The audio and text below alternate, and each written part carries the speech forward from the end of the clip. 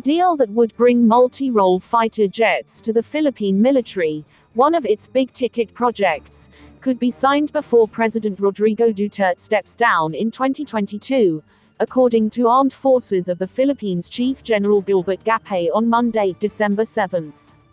The Defense Department has yet to make public its choice between two types of fighter jets, Saab JAS 39 Gripen or Lockheed Martin F-16V, but Gapay dropped hints it could be the US-made F-16s.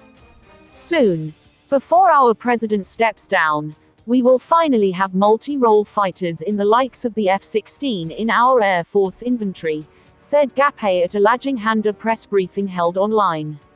The potential acquisition of F-16 fighter jets was among the topics discussed by American and Philippine officials during the visit to Manila of U.S. Secretary of the Air Force Barbara Barrett in November, a security official privy to the meeting told Inquirer. Net. The new fighter jets would add to the Philippine Air Force's fleet of 12 South Korean Ka-50 light fighter jets, the PAF's first supersonic aircraft after the retirement of Northrop F-5 Tiger jet fighters in 2005. The PAF was once among the finest in Asia, but its inventory of aircraft had deteriorated over time without replacement because of funding problems and the painstaking process involved in modernizing the military.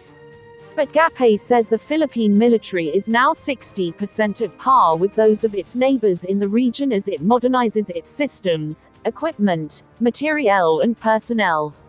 Once those in the modernization pipeline materializes, we will somehow be at par, said Gapay.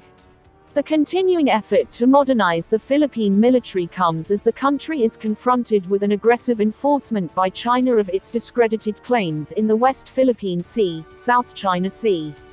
Gapay said at the same briefing that AFP has monitored an increasing number of Chinese vessels in disputed waters, with some found to be inside the Philippines' exclusive economic zone. There are some intrusions in our territorial waters that were monitored and our armed forces challenged them, said Gapay. We are challenging these vessels which are entering our territorial waters, he said partly in Filipino.